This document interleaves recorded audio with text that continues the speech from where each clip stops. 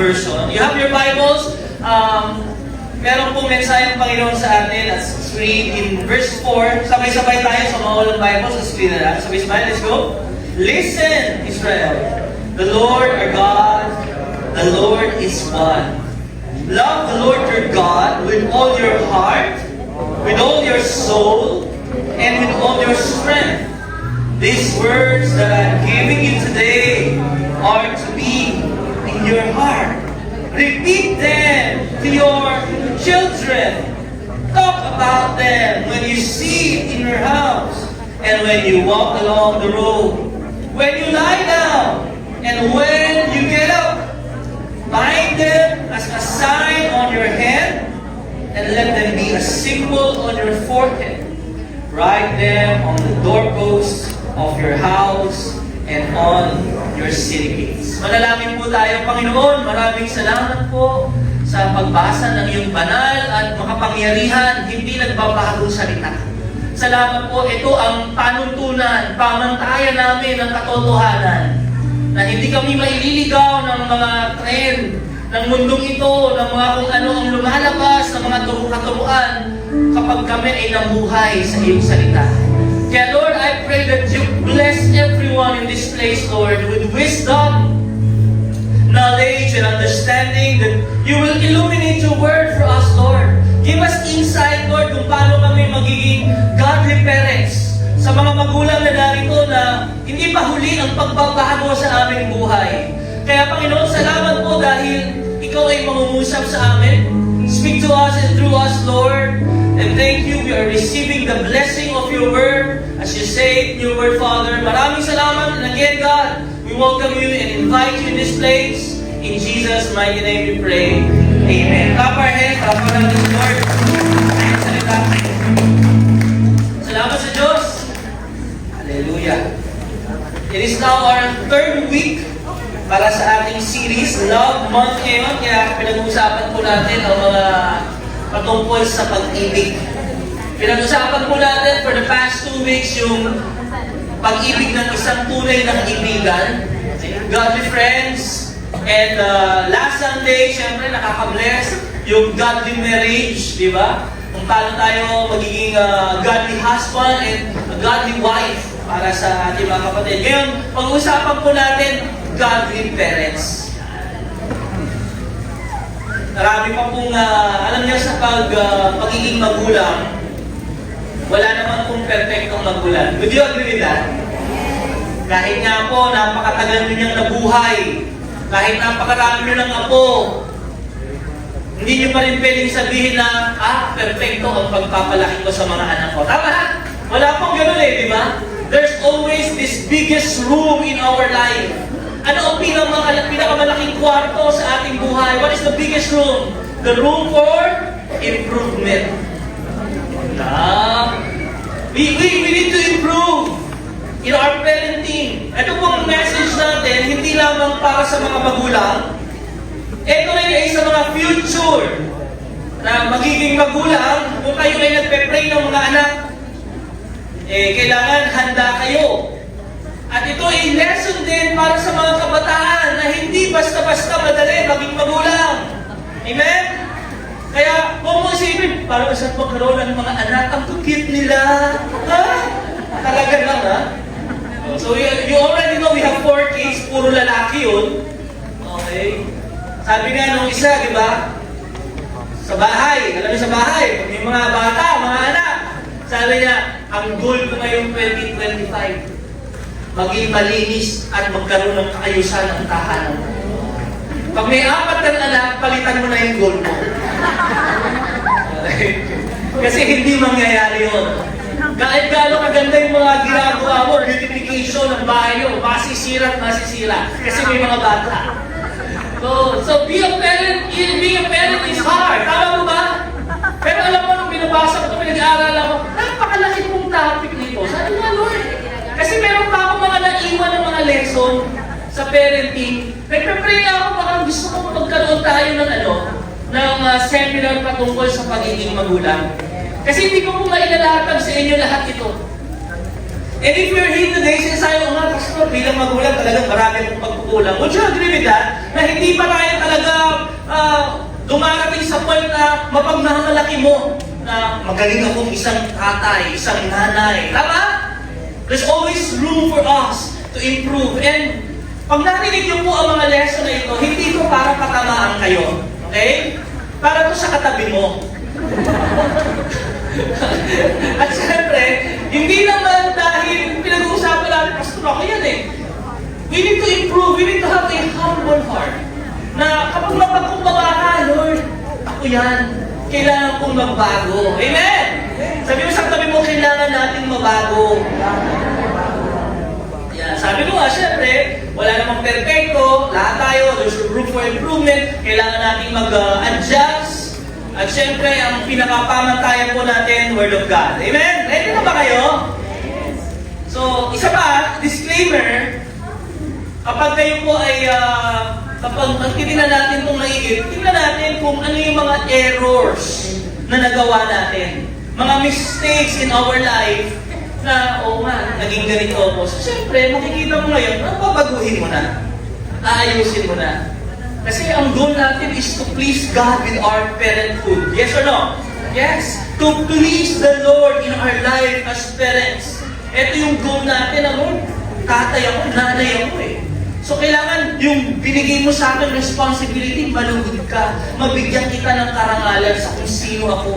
There will be a time na kapag nagagawa natin yun, will shine the light of Jesus. Sasabihin ng mga kapitbahay mo, office mate mo, mga friend mo, alam mo, kung galing mo magpalaki sa mga anak mo.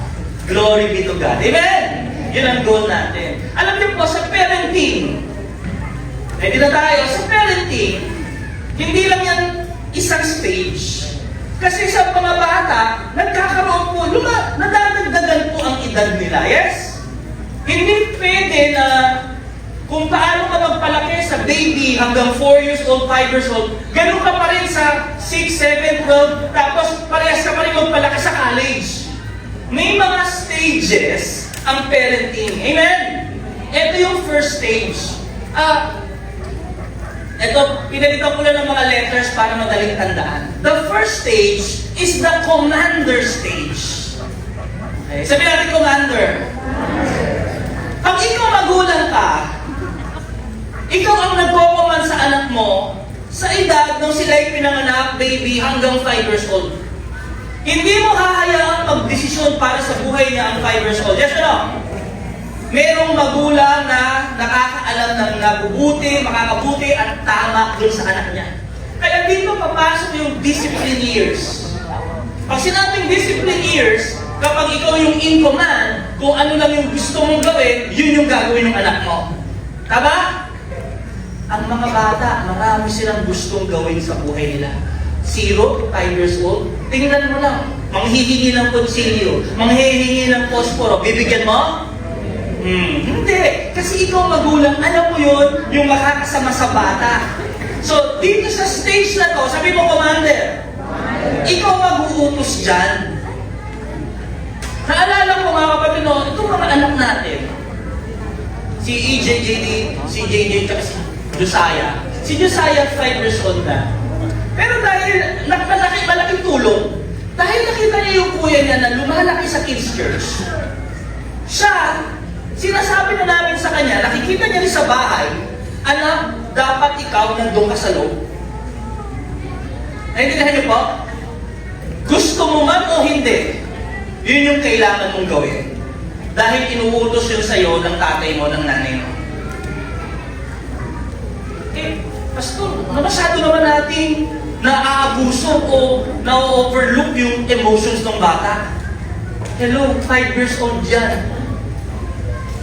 Pag hindi mo inutusan niya ng dapat niyang gawin, yung emotion mo ang ma-overlook. 0 to 5. Naintindihan niyo? Inuutos mo sa kanya. Sa ayaw at sa hindi, gusto niya doon. Dapat doon siya. Pero later on, naintindihan niya, makakabuti pala to para sa akin. Amen? 0 to 5. Ikaw din ang mag-uutos sa kanya kung titigil na siya sa paggagadget at matutulog na. Tama ba? Pag pinag-desisyon mo yung 0 to 5, hindi matutulog yan. Hello? Ikaw ba kayo, mga nanay? Ikaw din ang magdidesisyon maliligo, inuutos mo yun. Andun siya sa stage ng control. Para paglaki niya, ma-realize siya sa buhay niya, hindi pala akong masusunod. Napakadami nga yung bata entitled. Bakit? Entitled na gustong gawin. Nakakalungkot. Pakinggan niyo to Hindi naman sa nagsinisisi natin yung mga katabi natin. Pakinggan niyo. Yung isang batang lumaki, 0, 5, 7, 8, entitled sa buhay. Kasi ganun ang tao may sense of entitlement Lumaki siyang entitled sa buhay. Maglalaro ako, pakainin mo na ako. Gusto ko ng ganito, bilhin mo dapat sa akin yan, masisisi mo yung bata? Na lumaki siya ng gano'n? Hindi. Nasaan? Nasa commanding stage ng mga parents. Amen? 0 to 5. Nandyan yung control, nandyan yung consistency. Kailangan makita niya sa'yo yun. Ay, magagalit ang daddy ko, magagalit ang mami ko pag hindi ako sumunod. Kasi later ko, na-realize niya, meron palang in command sa bahay. Hindi niya pwedeng gawin kung ano yung gusto niyang gawin. Paglaki niya, maiintindihan niya yun. Ano yung first stage? Commander. 0 to 5. Ikaw masusunod. May susunod na stage. Ano sunod? 5 to 12. Ang tawag dyan yung coaching, constructing, developing. Ito yung training years. Hindi po tayo nagmamalaki, all glory belongs to God. Kasi gusto ko nung nagkapamilya, gusto ko yung mga anak ko lumaki sa pagtuturo ng Diyos. Etong 5 to 12, dito muna ngayon sila tuturuan kung paano ba maging bata, paano gumalang sa magulang, paano gumalang sa mga nakakatanda, paano irespeto yung katabi, yung classmate. Dito mo yun, tinetraining mo sila. Kasi 0-5, nasa ano pa laro-laro pa yan Pero kailangan, nandun ka sa commanding stage. Pero pagdating dito, dapat nagtitraining na po tayo. Tinuturuan natin. Listen, anong edad po yan? 5 to 12. Dapat, pakinggan niyo po ito dapat talaga, yung anak natin, naturuan na natin ng mga life skills. 5 to 12. Kung ikaw pa din ang naguhugas ng plato at may 5 to 12 sa bahay niyo, merong problema sa second phase. Tapos sasabihin mo, ako na lang kami gumagawa dito. Hey, let's need to improve in our parenting. Like example, gusto nyo, siyempre, glory to God Yung mga anak namin, naturuan na namin sila, nagluluto na sila. Yes. Jay, ang ulam natin ngayon, tinola ka. Adobo, sasabihin niya mga recipe niya. Si JD, 9 years old, marunong na rin. Anong gusto mo dad? Meron akong 2 minutito. Pero yung isa, yung 5, si Saya, wala pa, tagabalat pa lang ng itlog yun. Pero yun na yung training stage niya. Naintindihan nyo? Pero kung ano yung mga tinuturo niyo sa mga magkakapatid, yun na yung pinapasa sa kanya. Naglalagay na sa tubig, naglalagay na nagwapo. Naglalagay ng basahan. Why? Pag lumampas yan, 5 to 12, hindi mo naturuan. Magtaka ka sa sarili mo. Pagdating ng 30, bakit yung anak ko, sinusubuhan ko pa din? Nandito na tayo sa coaching stage. There must be teaching and training. At syempre, kasama dyan sa coaching stage, pakinggan nyo to yung tiyaga ng pagtuturo. Magkakamali sila, yes or no? Masusugatan sila, yes or no? Mapapaso sila, yes or no? Siyempre, yung mga lalaki, yung mga anak ko, talagang gusto ko sa ituro na ang sakit kasama sa buhay yan. Siguro kayo narinig nyo na nadapa. Aray ko, di ba dad kasama sa buhay yan, nasasaktan? Pag-tingin ko, laki talaga, sugat no? Kasama yan, bangon! Magkakamali, masasaktan, mahirapan! Diba? Kasi nga iba-iba sila ng age. Pag nakipaglaro ka sa malaki, ingat ka, huwag mo masyadong sasalangin. Kasi pag nasaktan yung malaki sa'yo, naku, lagot ka dyan. Wala akong magagawa kapag ikaw na una. Diba? So, ngayon siya nakikita niya na, hindi dapat. So, nandun na sa training, and yung tinatawag na teaching stage, tinuturo mo yun. Kasi hinahanda mo siya. Alam niyo kung 12 years old, 13 years old, ano nang grade dito sa school? High school na yan, di ba? Grade 7, grade 8. Pag hindi natin na training, na coach, Non-stay sa bahay. No, alam mo yung paggabi niya, paglabas niya ng mundo, ha? Hindi pala lahat ganito. Nasa atin yun. Tingnan mo, pag lumipas yung stage na yun, kailangan nandito na tayo. Coaching stage. Pangatlong stage, yung counseling. Sabi natin counseling. Ano yung first stage? Commander. 0 to, tanda ko, 0 to 5 yun. Pangalawa, coach ka. Kita mo, ite-training mo. Pwede naman lumaban ko. Ito na, pangatlo. Lalaban na yan. Lalabas na yan ang mundo. Tama ba? Mag-aaral na yan. Matututo na siyang magmamasahe. Matututo na siyang mag-commute. Kailangan meron ka rin stage of counseling. Ito, hindi ka na commander. Sa counseling stage, dito na yung guidance mo and advice. O yung mga pinapaalala ko sa iyo, anak ha, bago ka lumabas. O ang school, ang time, ito, huwag na kayong pupunta sa ibang lugar. Ready na nyo? Nag-a-advise ka na lang. Pero pakinggan nyo, totoo hindi mo na siya mauutusan ng like yung commanding stage. Tama ba? Lahat ng tinanim mo in that coaching stage, training, teaching, dito mo ngayon makikita. Kapag hindi mo nakita yung ginawa niya na in-advise mo sa kanya nung nagbata pa siya, and then that's the time magka-counseling kayo. One-on-one, kakausapin yung anak, di ba? Alam mo na yung standard natin, yung inuutos sa'yo, yung mga bagay na dapat mong gawin. You need to apply that. Eko na yun. Nagbibigay ka ng advice. That is 13 to 20. O yung pagpili, di ba? Ng crush mo. Sige, crush mo ba yan? Standard mo. Mga anak mo, pastor, may crush. Mga bang tao yun. Normal yun. Puro lalaki yun. Ngayon, dahil nga natin training na sila, yung crush mo. Ito one time, sa CJ. Di ba CJ? Si EJ, may crush yan. Yung crush niya, siyempre, sundo hatid sa school, di ba? Kikita ko, Jay, yung crush mo. Batiin mo. Ay, uwi na kami. Natuturo kayo pa yan. Tinuturuan ko, batiin mo. Ingat, bye-bye. Kaya banggit yung pangalan, di ba? Kiliging gano'n, tapos, Dad, kahit binati ko, sinumpladahan ako si brother, hindi, crush ka din mo. Pinapalakas yung loob niya. Eto na. Siyempre, classmate. Yung crush ng babae, gusto niya dun sa school na may ibang papasok at grade 7 na. Sabi niya, Dad, gusto ko rin mag-aaral doon, Mami. Alam ko na kung bakit. Kasi dun din siya, di ba? Tama, dun din. Para hindi niya Pero alam niya, meron siya natuklasan. Yung class niya, babae, nagmumura. Nagbabanding. Alam mo, ginawa ng anak ko, dahil nga na-train na siya na hindi yung buhay natin, iwan mo na. Iba na lang ang pinipili. We're not judging people. We train them how to live life that is pleasing to God. Naintindihan niyo? Kaya yung mga anak natin talagang, i-crush ba? Sige nga.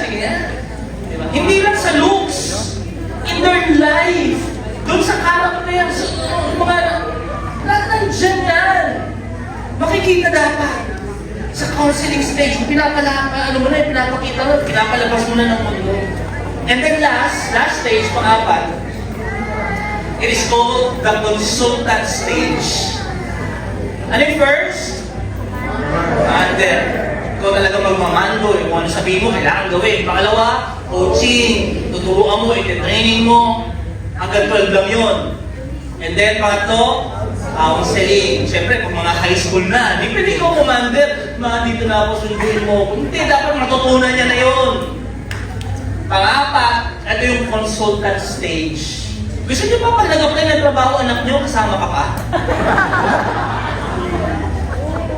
Nakinakabahan mo pa. Hindi na. Panakain mo, i-training mo. Nakakayanin niyo yung harapin. Nagtatrabaho ka. Sino kasama mo sa trabaho? Nanay ko yan. Hindi maganda, no? Wala na dun sa season. Tapos na eh. Pang-apat, consultant. Ang consultant, sumasagot lang siya, nagbibigay lang siya ng advice kapag tinanong. Ito na yung friendship years, supporting years na binibigyan mo na yung bata, hindi na bata, yung anak mo, na yung space na matuklasan niya, ma-apply niya lahat ng ginawa, ng tinuro mo sa kanya ng bata. Pero yung may asawa na, commander ka pa din. May nag-asawa na yung anak mo, ikaw pa rin nagkukuman. Hindi tama, di ba? Hindi ka na pwede commander, tapos na yung 0 to 5. Yung anak mo may anak na din. Minsan nalapit sa'yo, yung anak mo, ano bang gagawin mo dito sa ako mo? Diba? Doon ka sasagot. Naintindihan nyo? Kaya ang nagiging problema ng mga manugang, isa sa mga dahilan bakit nagkakaroon ng clash, alam nyo na. Kasi may asawa na yung anak niya, nandun pa rin siya sa commanding stage. Hindi naman tinatanong, sagot ng sagot yung magulang. Anong tawag doon? Englishin ko na lang, nag-i-intervene. Nag-i-intervene doon sa issue ng marriage ng kanyang anak. Hindi naman siya tinatanong, hindi niya alam yung buong storya. Hindi ko po minamasama yung advice ng mga magulang. Mga magulang natin yun, nandyan sila eh. Tama ba? They always give good advices. Pero, consultant eh. Kapag hindi ka naman huwag ka mag-intervene. Sa Tagalog niyan, alam nyo na yun. Search nyo na lang. Support and stage. 4 na stage. Tingnan natin kung nasa stage tayo. Tingnan mo kung nasan yung mga anak mo. Ano yung parent? May kilala kayong genius. Alam niyo yung genius, Greek word pala yun. Yeah. Ang ibig sabihin ng word na genius is parent. Kaya yung mga nanay, tatay natin, genius yan. Magkagaling talaga. Yun ang mga parents. The word is genius. That's a Greek word. One that begets or begetter. A person who brings up and cares for another. Tayo pong mga magulang, we are mediators. Kung ano yung gusto ng Diyos para sa ating anak. Sa atin po yun. Gagamitin tayo ng Diyos. Bawat isang sanggol na ipinanganak, may magandang plano ang Diyos sa mga bata na yun. At paano nga makikilala ang Diyos? Nakadepende sa magulang na kumikilala sa Diyos. Kapag ang pinapakita ng magulang na ang Diyos ay parang waiter, na kapag nakuha na yung gusto, kakalimutan na ang Diyos, ganun na magiging tingin niya sa Diyos. How we view, how we relate to God, our children will adapt to that. Kaya tayo pong mga magulang, napakalaking responsibility kung paano tayo magkakaroon ng relasyon sa Diyos and we can now portray who God is sa ating mga anak. Ano sabi na Ephesians 6 verse 1? Let's read together. Children, obey your parents in the Lord. Ano ibig sabihin ng obey? That is, accept their what? Guidance and discipline as His representatives. Mga parents, tingin po rito. Representative ka ng Diyos. Yes. God was telling you, ikaw, tatay ka, nanay ka, you represent me to your family. The question here, the big question here, how do you represent God to your children? Paano nakikita ng mga anak mo yung Diyos sa inyong pamilya? Ang Diyos, bakit ganito yung Diyos lagi nagsiselfone? Yung Diyos, bakit ganito? Okay lang, occasional lang kaming magsimba. Bakit yung Diyos namin hindi ako kinakausap? May Diyos ako sa YouTube. You see, how we represent God will be reflected sa relationship mo sa iyong mga anak. For this is God and obedience teaches wisdom and self-discipline. Dalawa kasi pwede maging resulta. Dalawa lang lagi. Di ba tinuturo natin yan? Liwanag, dilim. Light and darkness. Death and life. Sickness and health. Heaven and hell. Dalawa lang pwede mag-produce ng mga bata. Dalawa. The first is the negative one. These are the rebellious and perverse generation. At ayaw po natin to sa ating mga anak. Amen? Ayaw natin na maging rebelde sila. Ano sabi ng Proverbs 30? There is a class of people who curse their fathers. May mga ganyan ngayon? Meron!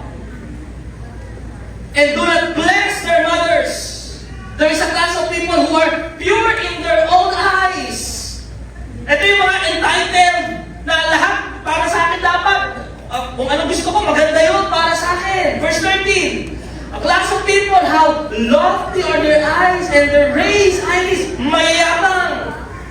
14, there is a class of people whose teeth are swords, and whose stance as knives. Masakit magsalita. Mga masasama ay lumalabas sa kanilang salita.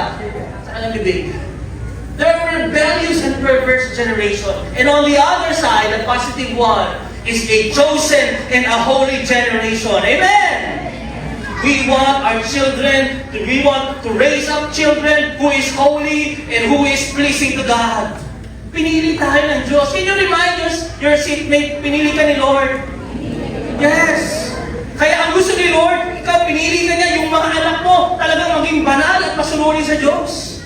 Sabi ng Bible, 1 Peter 2:9-10, you are a chosen race, a royal priesthood, a dedicated nation, God's own purchase, special people, that you may set forth the wonderful deeds and display the virtues and perfections of Him who called you out of darkness into His marvelous light. Makita sa atin ng Diyos. Makita sa atin ng Panginoon. Once, dati, you were not people at all, but now you're God's people. Nandiyan ba yung mga God's people? Yes! We want our children, we want to raise up a chosen and a holy generation. And what will happen when parents fail to take the responsibility? What will happen if we do not follow God's ways? Simply this, you will create chaos and confusion to your children. Kaguluhan at kalituhan. Bakit? Hindi nila alam eh. Saan pa kami pupunta? Ano bang dapat maging buhay namin? Because parents fail to do what God told them to do. Ano alam niyo nagiging bunga nito? Pag ang mga magulang hindi sinunod ang nais ng Diyos, instead of inheriting blessings, dapat ang iba ipapamana mo, pagpapala eh. Ang naipapamana ano? On the other side, ito po, sumpa. Nalala niyo Exodus 20 verse 5, verse 3. Ito yung sa Ten Commandments. Ano sabi ng Bible? You must not bow down to them or worship them. Sinasabi na sa kanila, huwag kayong sasampa sa mga Diyos-Diyosan. I, the Lord your God, am a jealous God. I will not tolerate your affection to any other gods. Gusto ko ako lang, sabi ng Diyos. Wala tayong sasambahin mga anak ha. Si Jesus lang, si Lord lang. Ano mangyayari? Kapag ginawa mo yun, I lay the sins of the parents upon their children. The entire family is affected. Even children in the third and fourth generations of those who reject me. We inherit, our children will inherit curses. At ayaw natin yun. Tama po ba? Gusto natin, ang manahin nila, ano? Pagpapala. Nasa atin yun eh. Mga magulang. Itinuturo natin sa kanila. At alam niyo pa, may balik to sa magulang. Ang idinudulot nito sa magulang kapag hindi niya ginawa ang pinapagawa ng Panginoon, as a godly parent, magdudulot ito ng kahihiyan sa akin. Napahiya na kayo? Naranasan mo nyo na mong mapahiya, yes or no? Ayoko mong mapahiya. Ayoko mong mapahiya, kaya dapat gawin natin ito. Ano sabi ng Bible? Let's read. A child is corrected. If a child is corrected, they will become what? Wise. But if a child who is not corrected, hindi mo tinuruan, anong gagawin nito sa buhay mo? Kahihiyan. Minsan, di ba? Wait, anak mo yan? Ha? Sino yan? Sa kinakahiya mo. Kasi siyempre, dinala sa'yo, kahihiyan. Alam niyo, napakalaki po ng role ng parents. Even the surveys, kapag ang isang bata lumaki ng walang magulang, talagang emotionally, mentally unstable. Nagkakaroon ng mga insecurities yung bata hanggang paglaki niya. Mahiyain siya, ang liit ng tingin niya sa kanyang sarili. Lahat ng yan, nagresulta bakit? Walang magulang na nagpalaki sa kanya. Wala man yung tatay o yung nanay, walang kumukup sa kanya. At alam niyo isa, doon sa mga survey na yun, nagiging resulta sa bata, pinalitan lang yung word nagiging narcissist or narcissism. Pero ang totoong ibig sabihin yung self-centered. Kasi na, hindi niya naranasan yun yung bata siya na mahalin siya, pahalagahan siya, alagaan siya, dahil hindi niya yung naranasan.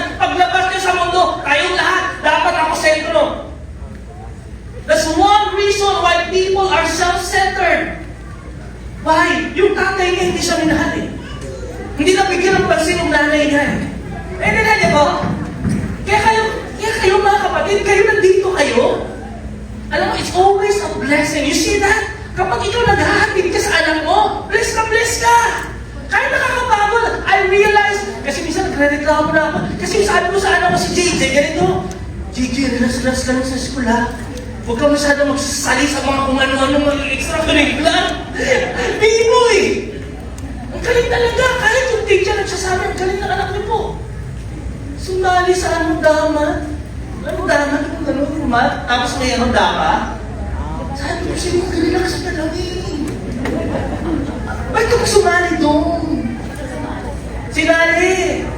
Sabi niya daw sa akin, gusto niya sumali. Huwag na anak, magaling ka naman talaga eh. Hindi mo na kailangan patunayan, nagtanap ka namin.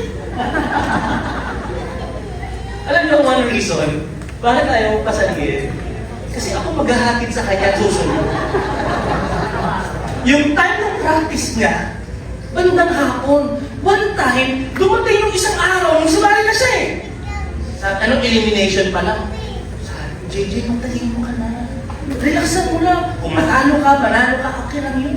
Saka nakita ng tatay, ay manalo, anak mo.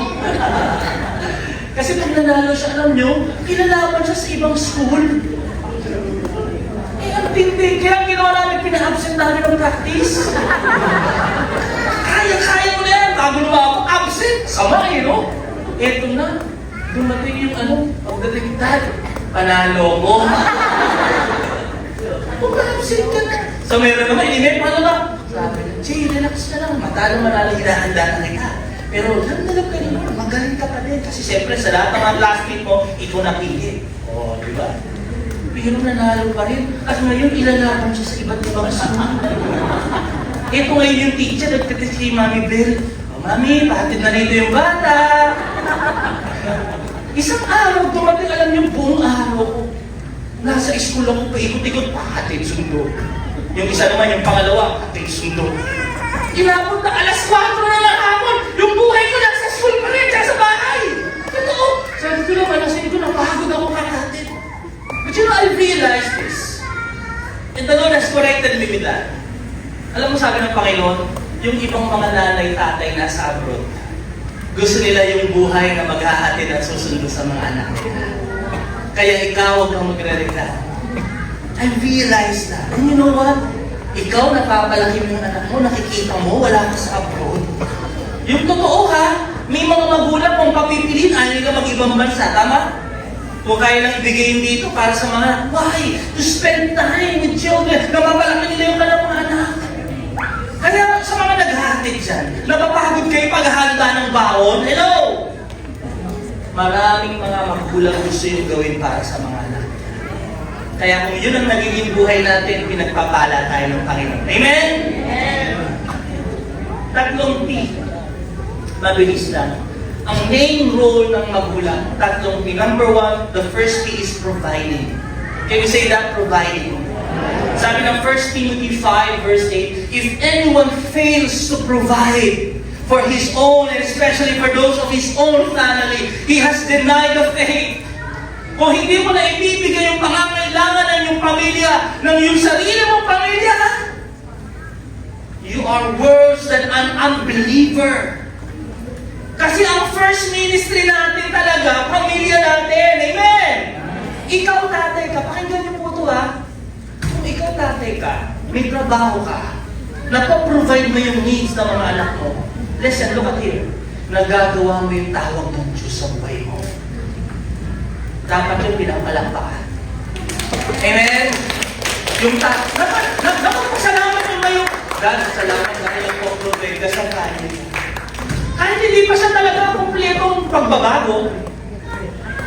Kasi tatay siya eh. Kailangan niyang gawin yun. Amen? Alam niyo ba ang role ng babae? Ang role ng babae, mainly role ng babae. Ngayon lang nagkaroon ng change dahil nga sa kasalanan, nagkaloko-loko na yung structure. Ang role talaga ng babae is to manage the affairs of the home. Magtrabaho talaga, palakihin yung mga bata. trabahuhin. At kung nagagawa po ninyo yun, at hindi man kayo kumikita ng malaki, aba, nagagawa mo yung role mo as a parent. Amen! Dapat yung mga nanay, pinapalakpakan din yun. Parang mas malakas sa nanay, no? But you know what? The word provide, ito yung to perceive before. Yung iniisip mo yung pangangailangan ng mga anak mo, ng asawa mo, yun yung provision. Yun yung foresee, to think beforehand, to take thought for, care for a thing. Kapag yung asawa mo, di ba iniisip niya yung para sa pamilya, nagiging mabuting magulang siya. Pero syempre, huwag mag-i-stop sa pag-iisip lang. Alam, iniisip ko nga kung paano tayo makain. Hanggang doon lang eh. Uy, grabe, nag-iisip mo. Dagdagan mo na action.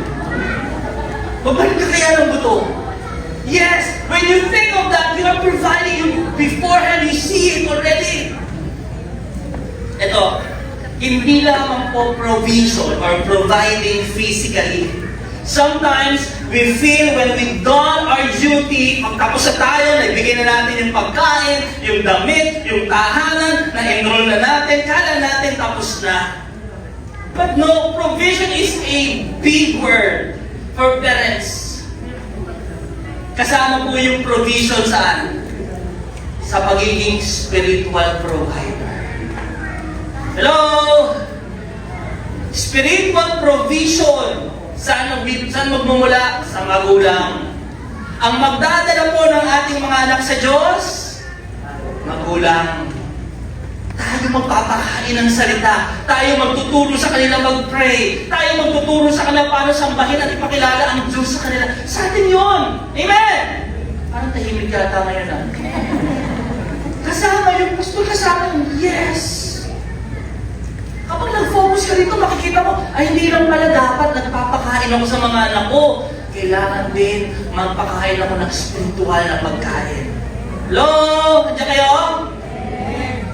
Ano pa? Emotionally, kasama po yun. Alam mo yung mga bata, gusto talaga nila na-recognize sila, na-acknowledge yung kanilang gawa. Alam nyo, na-realize yan sa apat talaga naming anak. Kapag pinuri ko yung isa, isang kilala si EJ sa kusina, isang kilala si JD sa paglalampas, isang kilala si JJ sa paglalagay ng tubig. Hanggang doon tatlo lang, yung pang-apat, 5 years old. Ganda ko! Saan ako kilala? Si Sarah, kilala sa pagbabalat ng itlog. Kilala sa paglalaban ng bus. They want to be recognized. They want to feel love. Kayo po ba ng bata? Gusto niyo minamahal kayo? Do you want attention ng bata kayo? Yes or no? Sa mga Pinoy, tawag niya KST, di ba? Kulang sa pansin. Hindi lang pansin, kulang sa pagmamahal, kulang sa pag-aaruga, kulang sa pansin. Kaya nung lumaki yan, napansin mo, bakit yung totoong tao na ito? Kasi nung bata siya, hindi na ibigay sa kanya yun.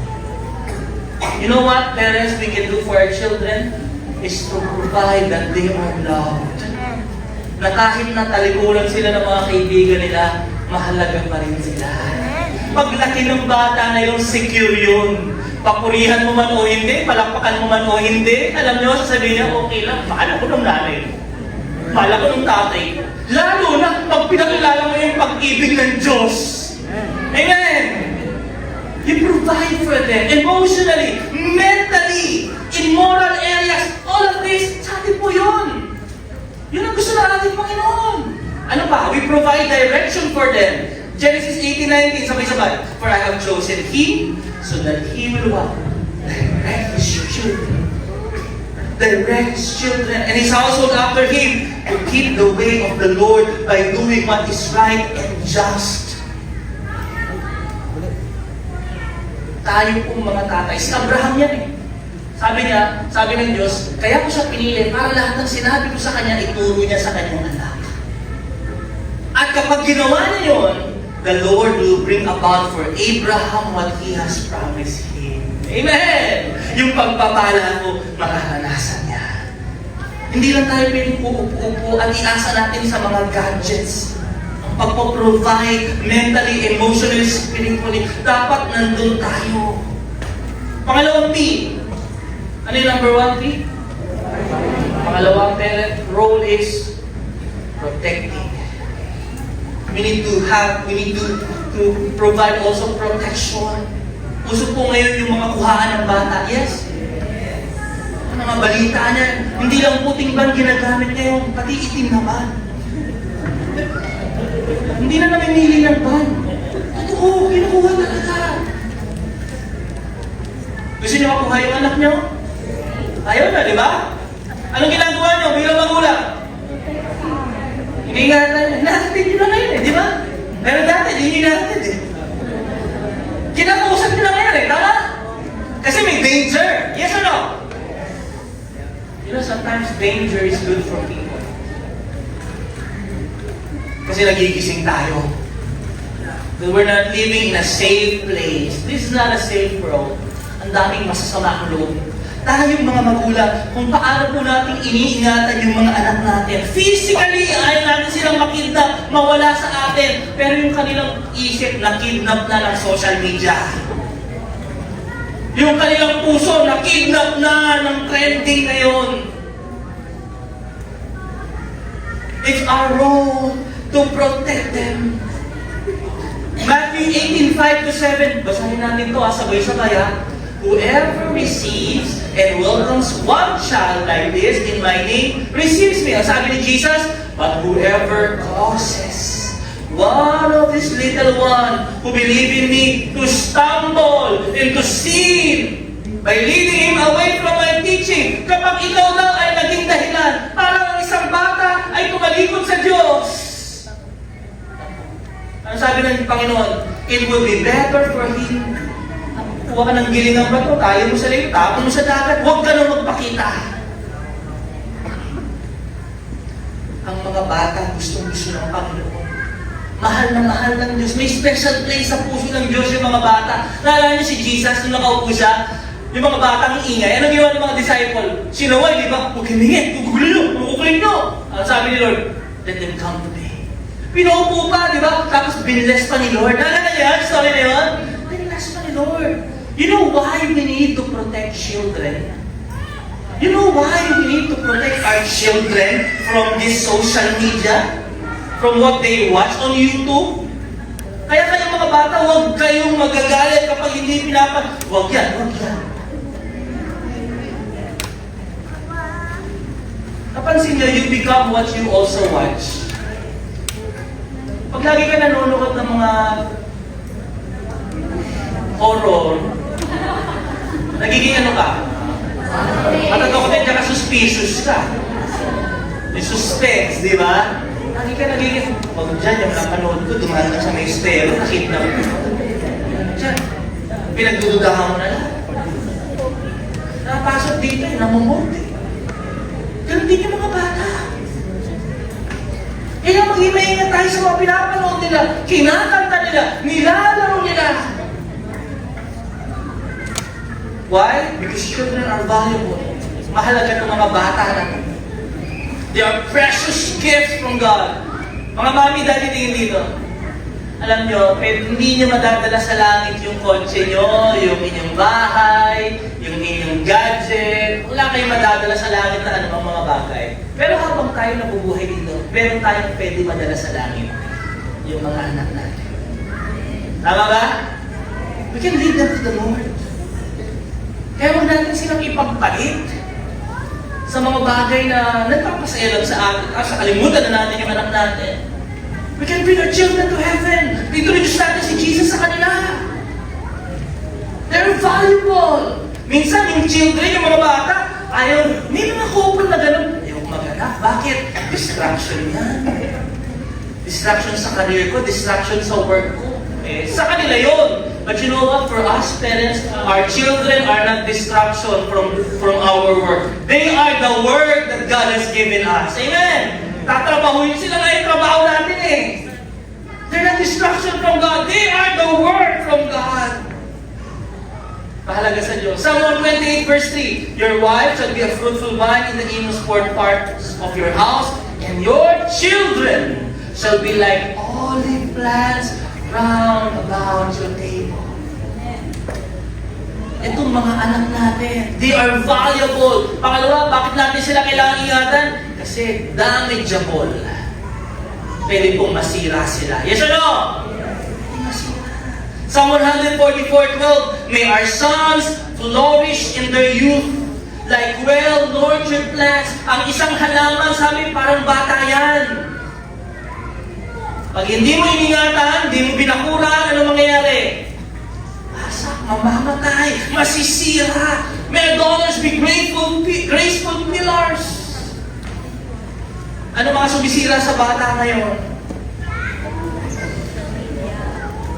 Bad companions. One time, si EJ sinundo namin. Gulo talaga yung classmate niya. Kasi why? Pagdating, sige yan, Jay. Bro, basta. Kasi saan ka? In-interrogate ko talaga. Dr. saan ka? Parents mo, family mo, nakasakit. Tinitingnan ko sino yung sinasamahan niya. You know why? Alam niyo na. 1 Corinthians 15. Bad company corrupts good character. Kahit gano'n kabait ang bata, lagay mo yan sa mga masasama. 1 week lang yan, gugulat ka. Saan natutunan yan? You need to be careful. They will be damaged by the world. They're valuable, they're damageable, and also they are corruptible. Nakokorrupt yung isipan. Nakokorrupt yung, bakit iba tono mo ngayon? Hindi ko tinulog sa kanatuto niyan. Nakukurap eh. Nadi-distort. Proverbs 22:15. Foolishness is bound up in the heart of... Alam mo sabi ng Bible, ang mga bata talagang merong kahangalan. Pili niya talaga. Ano ang magpapalaya sa kanya? Foolishness is bound up in the heart of a child. The rod of what? Discipline. Correction administered with godly wisdom and loving kindness will remove it far from him. Ano na magpapaalis, magpapawala ng kahangalan sa isang bata? Gadget? Ano sabi? The foolishness is bound up. Nakatali talaga yan dun eh. Sa puso ng bata, talagang gagawa ng mga hindi magaganda. Tinuruan niyo ba yung mga anak niyo magsinungaling? Hindi, bakit sisinungaling? Bakit namumulit? Bakit nagagawa ng hindi magaganda? There's foolishness in his heart. Paano mawala yun? Paano mawala? Sagot po, ang sabi ng Bible, the rod of, ano mag-aalis? Disiplina. Can we say that discipline? From the word disciple, tuturuan mo talaga. Kaya ang point ko rito mga kapatid, protecting through loving discipline. Next one. Protecting through loving discipline. Ang pagdidisiplina sa bata ay isang ekspresyon ng pag-iingat mo sa kanya. Sabi ng Bible, si Lord, dinidisiplina niya yung mga anak niya. Bakit? Basa.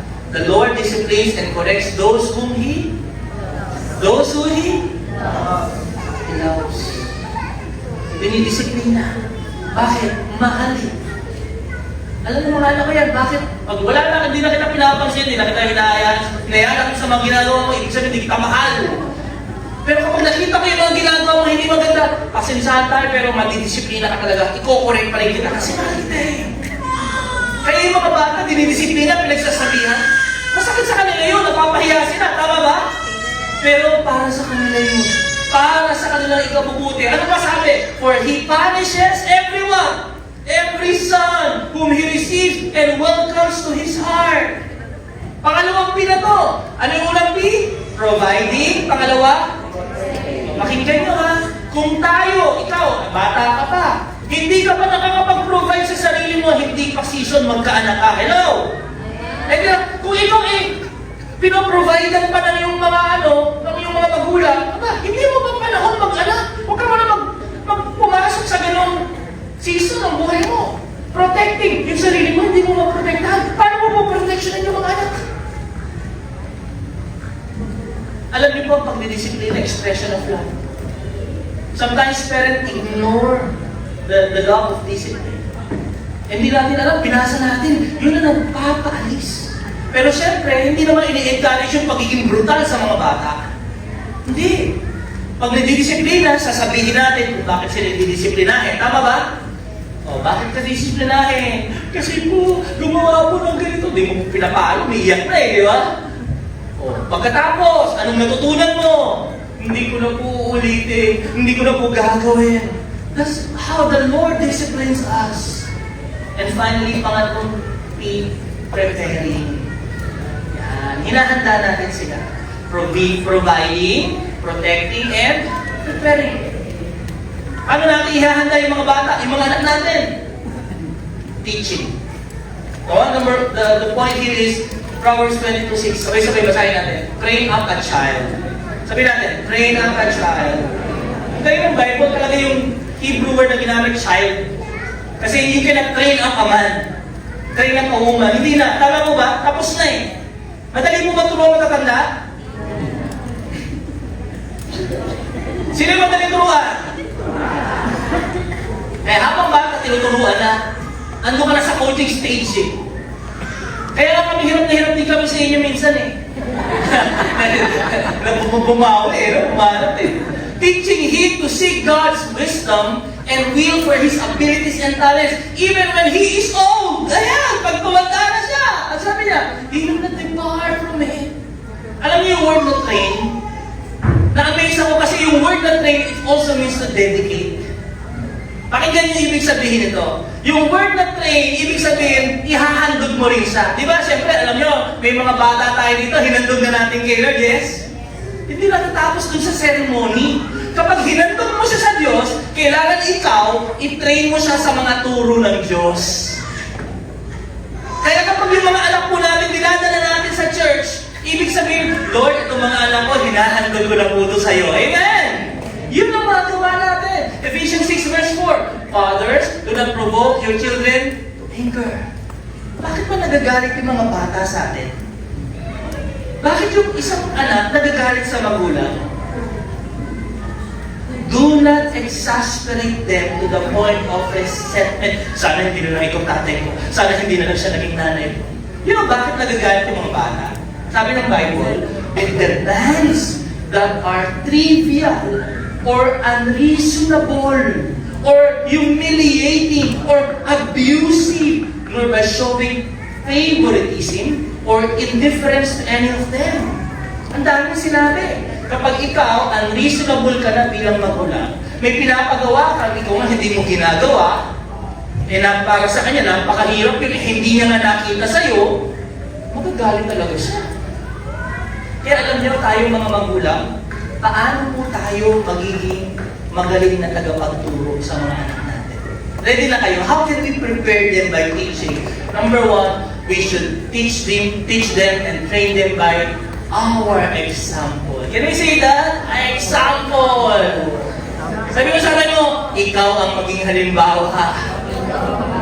Ito yung binasa natin kanina sa Deuteronomy 6. Anong sabi ng Diyos? Kayo, Israel, kayo pinili ko kayo eh. Love the Lord your God with all your heart, with all your mind, with all your soul, with all your strength. Gusto niyo ba matuto yung mga anak niyo manalangin? Paano tuturuan? By example. Kasi basta mag-pray ka lang. So pag nag-pray yun, Lord, basta mag-pray lang daw ako. Di ba may mga ganon? You teach them that. By example. Okay, di ba nang tinanong si Jesus? Luke chapter 11, sabi niya, ng mga disciples, Lord, teach us how to pray. Ano sinabi ni Jesus? This is how you pray. Our Father who art in heaven. And in Lord's Prayer, sinabi niya, o kayo mga anak niyo, paano manalangin? Sige na. Maririnig mo yung pag narinig mo manalangin yung bata, maririnig mo na yung paano manalangin yung tatay, nanay nila. Sorry lang ha, pero pag yung bata, hindi nagpe-pray, huwag ka na magtanong. Turuan mo na lang yung tatay at nanay paano manalangin. Naintindihan niyo po? You know, in life, our life, ito yung Bible na binabasa ng mga tao. Hindi sila nagbabasa ng Bible, yung buhay natin binabasa nila.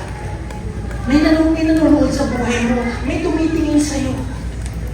At yun ang binabasa nilang Biblia sa ating mga Kristiyano. Kaya tayo po, magturo tayo sa mga anak natin by our example. Bakit itong bata na ito mainitin ang ulo nito? Bakit itong bata na ito mapanakit? We teach them, we lead them by example. Deuteronomy 6:7-9, let's read. Teach them what? Diligently. Alam mo, napaganda lahat yung binabasa sa Bible yan. Diligently. Sabi na, diligently. Sa Beses pa, diligently. Sigaw mo, diligently. Sa Tagalog, pagsumikapan mo. Kailangan dadagdagan mo ng sipag. Alam mo, guilty rin ako dyan. Kapag tinatamad tayo magturo sa mga anak natin, binibigyan na lang natin ng gadgets. Ako lang ba? Basta manood ka na lang ng TV ka. Tuturuan kayo.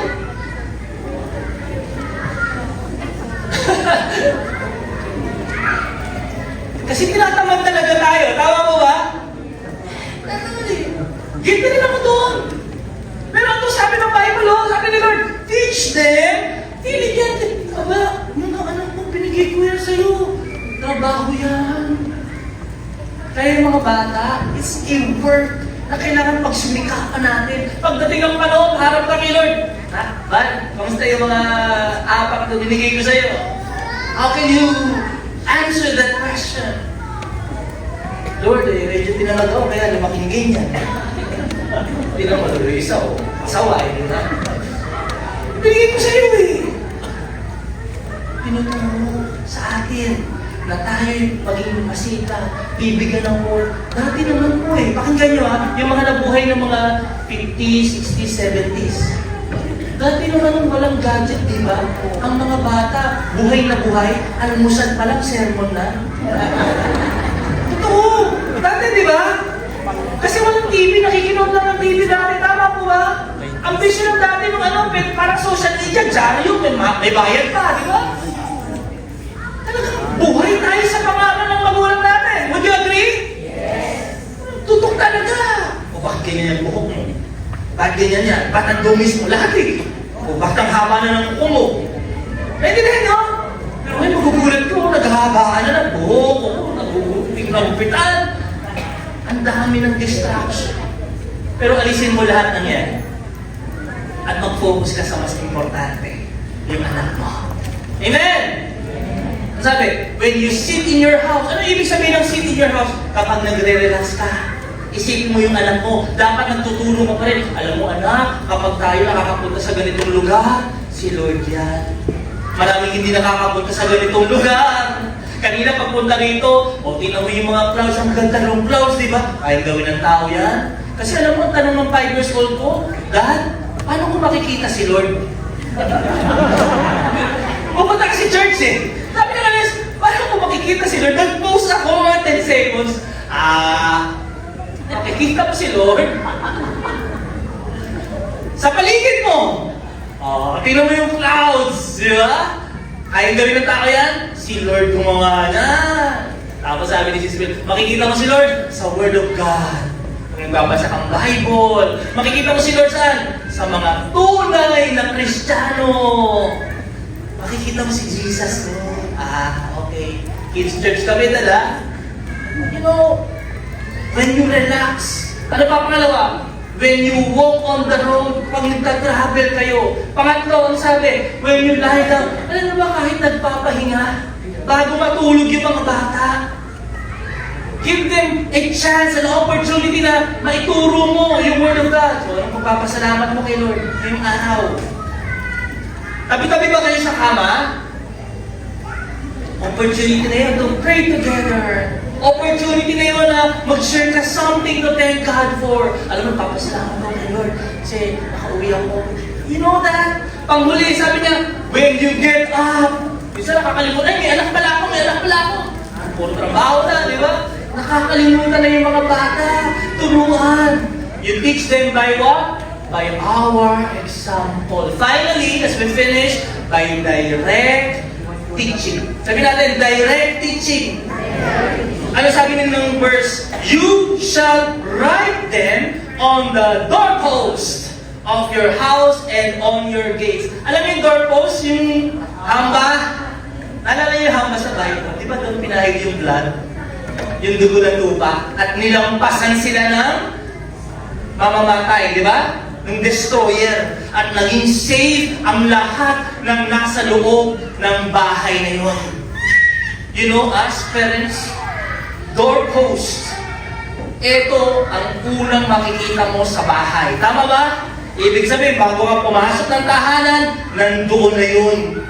Paglabas mo, huli rin mo siyang makikita mo. Yes or no? Anong point ng Bible dito?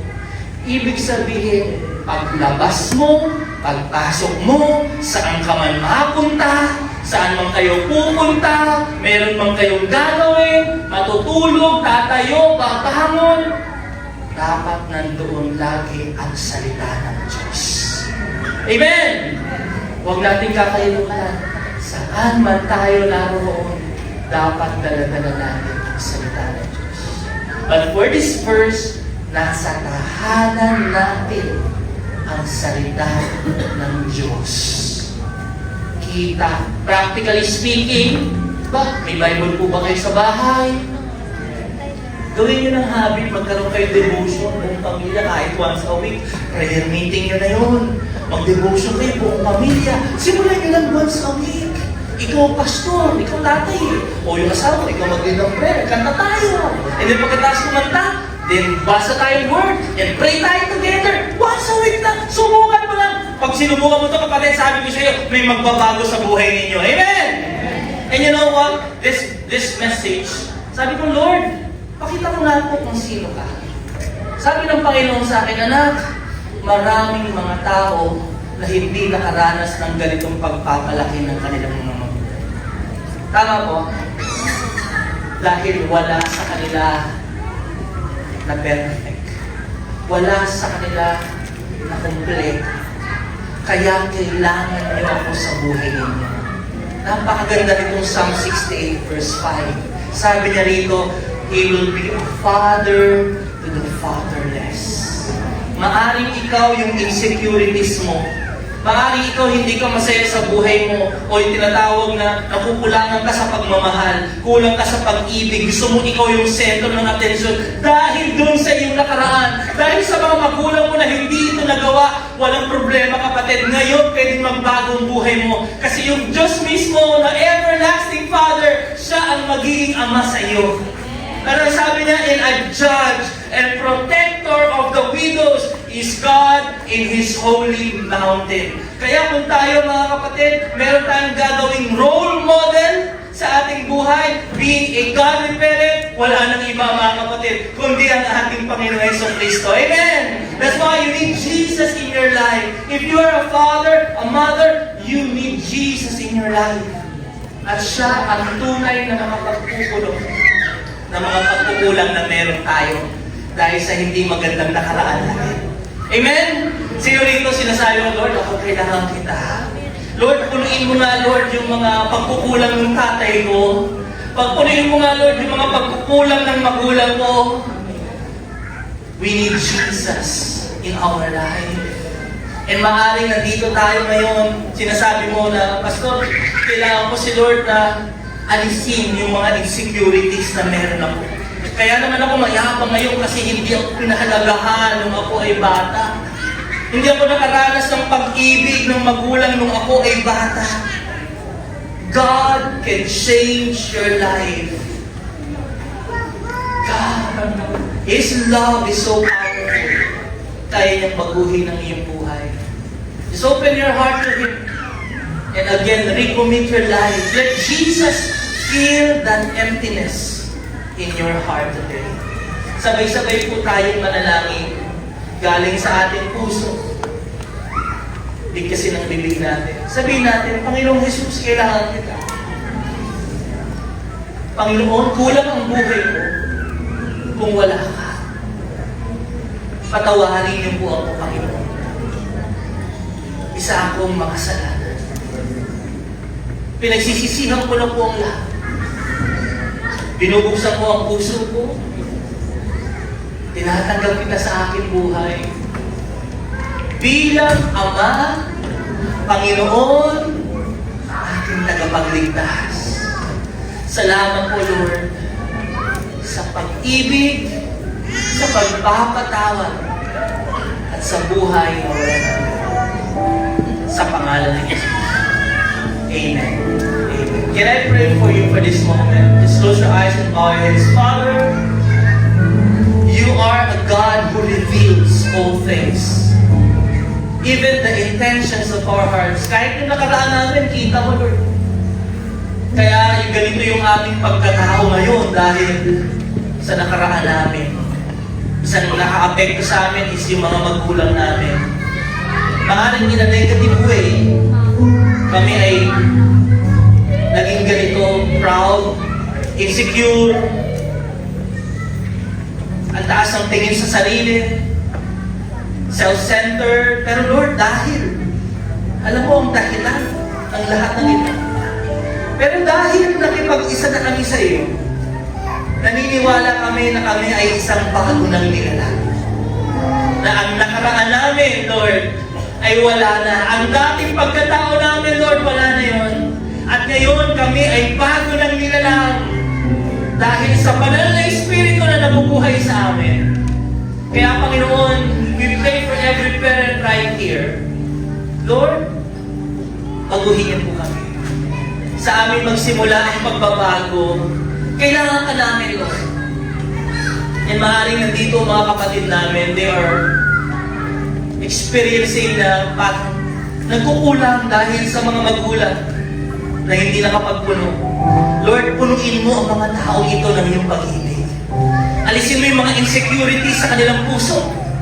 Alisin mo yung mga insecurity sa kanilang buhay na sila ay pupunuin mo ng pag-ibig na Lord.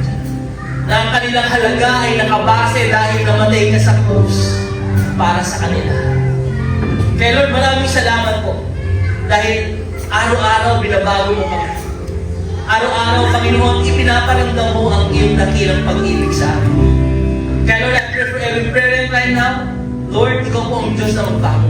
Magawa namin ito sa tulong ng iyong Espiritu. Amen. Sa tulong ng iyong Espiritu, mabago din kami. Sa pangalan ni Jesus. Palakpakan natin ang Panginoon. Amen. Ayun tayo mga kapatid. Thank you, Father. Salamat po sa salita, O Diyos. Muli kami ay umaasa sa iyong salita ng magiging panuntunan ng aming buhay, the standards, the way that we live. If we sow generous seeds, we will reap generous seeds, generous harvest, Father. Lord, salamat po dahil nagkakaroon kami ng pagkakataon na laging nagtatanim, laging nagbibigay, Lord, na ilagay na to sa puso namin. And as a pastor, Father, thank you for using me, Lord. Dalangin ko na ito'y gawin din nila, Panginoon, sa kanilang pang-araw-araw na buhay. Na laging nagtatanim ng mabubuting binhi at kami ay aani ng mabubuting bunga. Salamat po, Panginoon, tinatanim namin ito at umaasa sa masaganang pagpapala sa pangalan ni Jesus. Amen. Amen. Praise the Lord.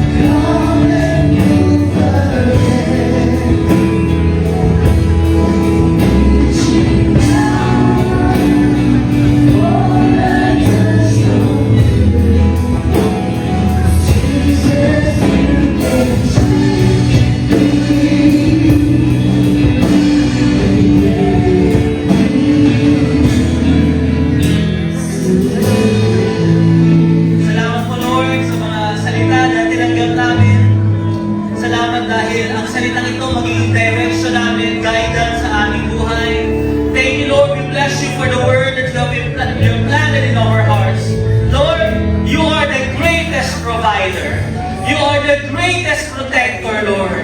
And you have already prepared us, Lord, for the mission. Kaya Lord, nagpapasalamat po kami, Panginoon, sa mga pagbabagong magaganap sa aming buhay. Salamat din po, Lord, sa bawat isa na humingi ng tawad at tinanggap ka sa kanilang puso, sa kanilang buhay bilang Panginoon at tagapagligtas. At ngayon, kami ay nabiyayaan ng buhay na walang hanggan. Sa lahat ng tumanggap, tinanggap niyo ba si Jesus kanina nung tayo nag-pray? Humingi po ba tayo ng tawad sa Lord? Kapatid, bagong simula na. Bagong simula binibigay sa atin ng Panginoon. Kaya, purihin ang Diyos sa lahat ng tumanggap. Let's declare this together. I am a child of the Most High God. I am blessed. I'm full of wisdom, full of power, full of potential. I can do all things. I will overcome. I have a great destiny in Christ. I believe it and I receive it. In Jesus' name, amen. Power to you. The Lord bless you and keep you. And the Lord's face shine upon you and be gracious to you. The Lord show you His favor and give you His peace. Receive it. God bless.